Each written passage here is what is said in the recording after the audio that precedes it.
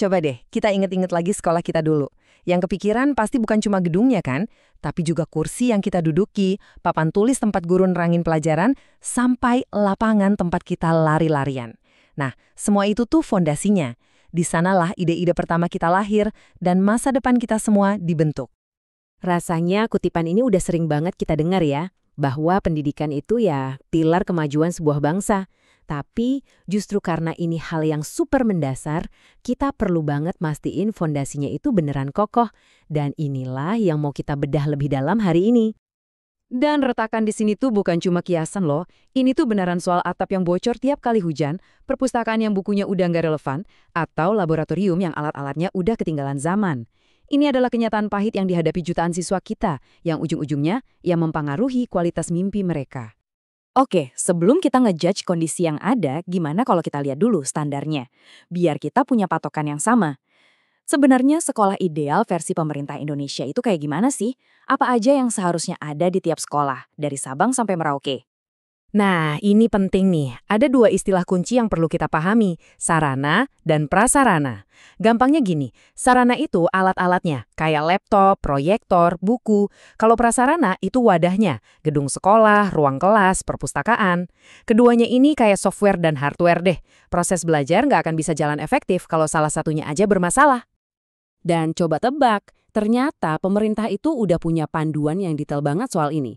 Jadi ini bukan angan-angan kosong, tapi dokumen resmi yang jadi acuan. Artinya cetak biru buat sekolah yang layak itu sebetulnya udah ada dan udah dipikirin matang-matang. Pertanyaannya sekarang, sedetail apa sih standar ini? Dan waktu saya bilang detail, ini beneran detail sampai ke hal-hal perkecil. Kita nggak cuma ngomongin sekolah harus punya kelas, tapi sampai ke ukuran minimal papan tulis dan, percaya atau enggak, bahkan jumlah stop kontak di setiap ruangan. Yuk kita lihat beberapa contohnya. Coba lihat deh betapa rincinya standar ini. Satu meja dan satu kursi untuk tiap siswa yang desainnya bahkan mikirin postur tubuh. Ini kan penting banget biar bisa konsentrasi belajar berjam-jam. Papan tulis ada ukuran minimumnya biar semua murid bisa lihat dengan jelas. Bahkan sampai 3 stop kontak per ruangan. Ini jelas disiapin untuk mendukung pembelajaran pakai teknologi di masa depan. Setiap detail kecil ini tujuannya cuma satu, menciptakan lingkungan belajar yang paling optimal. Nah, ini pertanyaan yang krusial banget. Anggaplah sebuah sekolah berhasil memenuhi semua standar tadi. Punya laptop canggih, proyektor baru, laboratoriumnya lengkap. Apakah masalahnya otomatis selesai gitu aja? Ternyata punya semua fasilitas itu baru setengah dari perjuangan. Ini dia nih, masalah yang sering banget kelewat. Ada jurang pemisah antara punya fasilitas sama bisa mengelolanya. Komputer baru sih ada, tapi dikunci di gudang karena nggak ada yang ngurus. Buku-buku sumbangan numpuk di pojokan, tapi nggak pernah sampai ke tangan siswa. Inilah inti dari manajemen aset. Punya barangnya itu beda cerita sama bisa memanfaatkannya. Biar kita benar-benar paham seberapa seriusnya isu manajemen aset ini, kita coba keluar sebentar dari konteks sekolah. Kita lihat sebuah contoh di mana taruhannya bukan lagi nilai ujian, tapi nyawa. Keselamatan dari kebakaran di rumah sakit.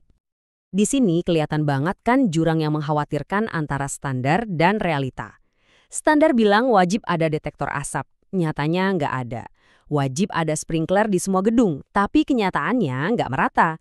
Alat pemadam apinya mungkin ada, tapi bisa jadi jenisnya salah untuk potensi kebakaran di area itu. Ini bukan sekedar daftar kekurangan, ini adalah resep bencana yang tinggal menunggu waktu. Intinya jelas banget, punya asetnya doang itu nggak sama dengan aman atau siap. Tanpa adanya evaluasi dan perawatan rutin, alat penyelamat jiwa yang paling canggih sekalipun bisa jadi nggak ada gunanya pas kita lagi butuh-butuhnya.